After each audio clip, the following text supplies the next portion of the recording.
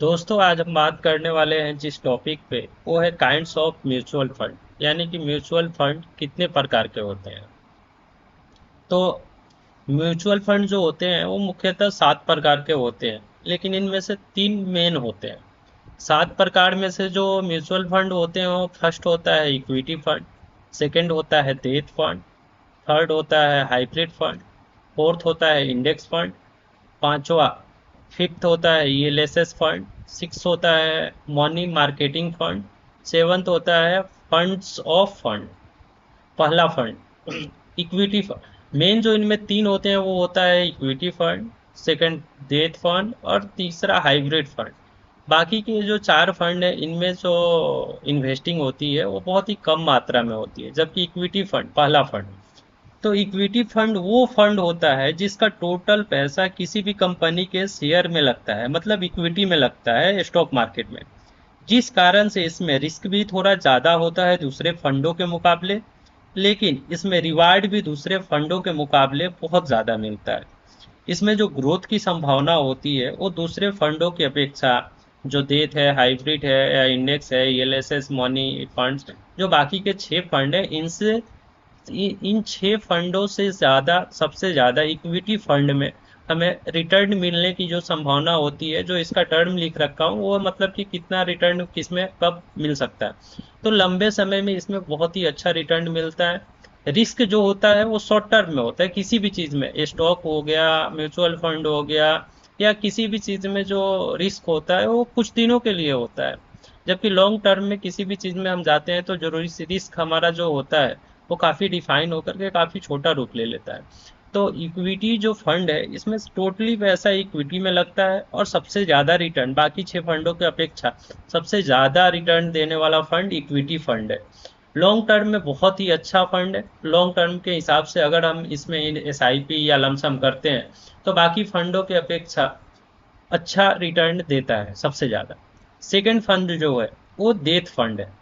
ये death fund का मतलब होता है वैसा फंड जिसमें ये जो पैसा इनका होता है इस फंड का वो फिक्स्ड इनकम एसिड पे लगता है। यानी कि कंपनी का डिवेंचर हो गया या गवर्नमेंट बॉन्ड हो गया, इनमें इनका पैसा लगता है। इसमें रिस्क काफ़ी कम होता है, तो रिवार्ड भी कम मिलता है, मतलब कि रिटर्न भी जो है वो इक्विटी फंड से कम मिलता है। इसमें जो सिक्योरिटी होती है, क्योंकि इसका जो पैसा होता है डेट फंड का, वो कौन यूज करता है? गवर्नमेंट के बॉन्ड पे, गवर्नमेंट के बड़े बड़े प्रोजेक्ट पे या कंपनियों के डिवेंचर पर। मतलब कि ये एफडी से थोड़ा सा ज़्यादा रिटर्न देता है। लेकिन जो सिक्योरिटी है वो, मतलब कि जो रिवार्ड है वो कम मिलता है इक्विटी की अपेक्षा, लेकिन जो रिस्क है वो काफ़ी कम होता है। तीसरा फंड हमारा है, इसे हम डेथ फंड को लॉन्ग टर्म में भी कर सकते हैं और शॉर्ट टर्म में भी। यहाँ पे एलटी का मतलब लॉन्ग टर्म है और एसटी का मतलब शॉर्ट टर्म है। तो डेथ फंड जो है लॉन्ग टर्म में भी कर सकते हैं, शॉर्ट टर्म में भी कर सकते हैं। जबकि इक्विटी फंड जो है वो लॉन्ग टर्म के लिए बहुत ही अच्छा फंड है, क्योंकि इसमें रिस्क थोड़ी सी ज़्यादा होती है, तो रिटर्न भी बाकी 6 फंडों की अपेक्षा सबसे ज़्यादा होता है। तीसरा फंड है हाइब्रिड फंड। हाइब्रिड फंड किसे कहते हैं? तो हाइब्रिड फंड का मतलब होता है थोड़ा पैसा जो होता है वो स्टॉक मार्केट यानी शेयर में लगता है, और थोड़ा पैसा डिवेंचर में लगता है, जिससे इसमें रिस्क जो होता है वो काफ़ी बैलेंस्ड हो जाता है। इसी कारण से हाइब्रिड फंड को ही हम बैलेंस्ड फंड भी कहते हैं, क्योंकि थोड़ा पैसा इक्विटी शेयर मार्केट में लगेगा तो उससे रिटर्न आएगा, थोड़ा पैसा डिवेंचर में लगता है तो जो रिस्क होता है इक्विटी में उससे रिटर्न मिल जाएगा, और जो जो डिवेंचर पे लगता है तो उससे क्या होगा कि जो रिस्क है वो थोड़ा सा कम हो जाएगा। और इसी कारण से इसे बैलेंस फंड भी हम कहते हैं। इसमें जो रिटर्न है वो इक्विटी से कम मिलता है और डेट से थोड़ा सा ज़्यादा मिलता है, इस कारण इसे हाइब्रिड फंड कहते हैं। चौथा फंड है इंडेक्स फंड।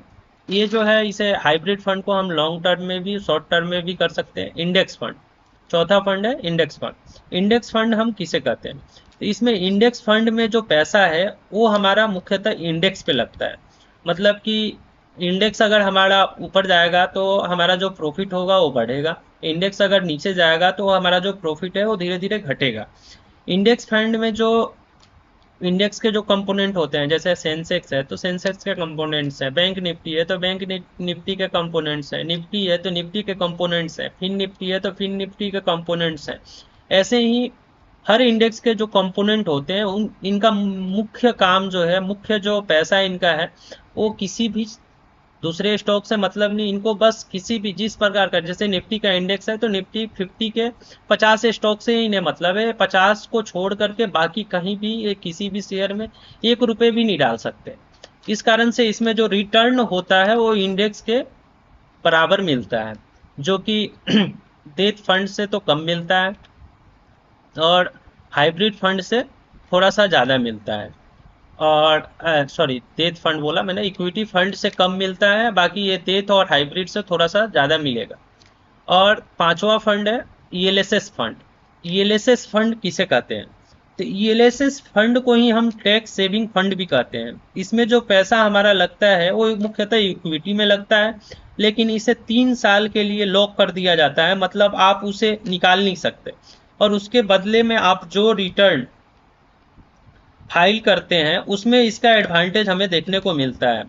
मतलब जो भी हमारा जो 1.5 लाख का इनकम टैक्स रिटर्न के लिए जो छूट होता है वो ईएलएसएस फंड से हम कर सकते हैं, लेकिन इसमें पैसा जो है वो हमारा लॉक हो जाता है। और क्या होता है कि उस पैसे को हम 3 साल तक निकाल नहीं सकते हैं, और इस कारण से हमें वो इनकम टैक्स जो फाइल करते हैं तो उसमें हमें छूट मिल जाता है।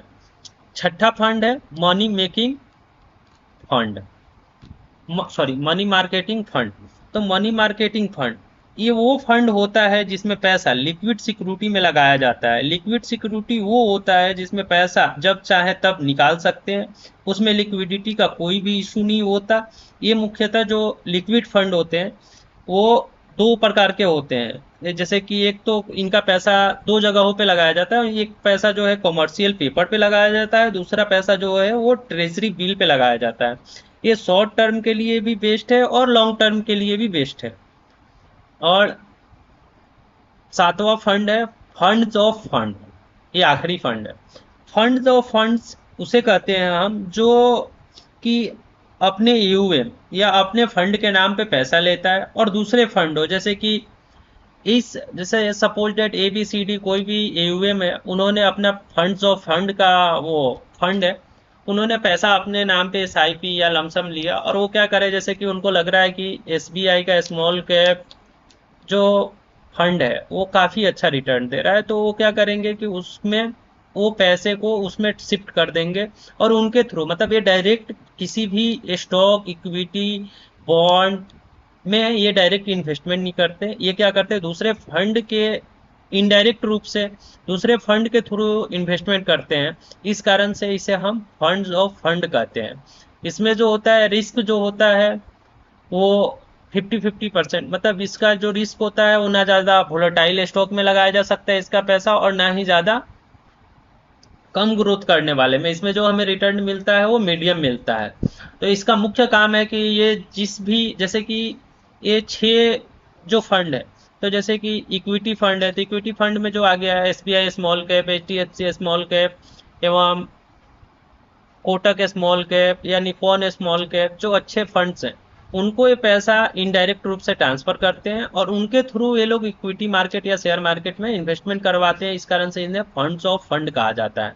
लेकिन ये 7 फंड है, 7 फंड में से मनी मेकिंग जो फंड है वो इक्विटी फंड ही है, जिसमें लॉन्ग टर्म में जो रिवार्ड है वो काफ़ी अच्छा मिल जाता है और रिस्क जो है काफ़ी छोटा हो जाता है।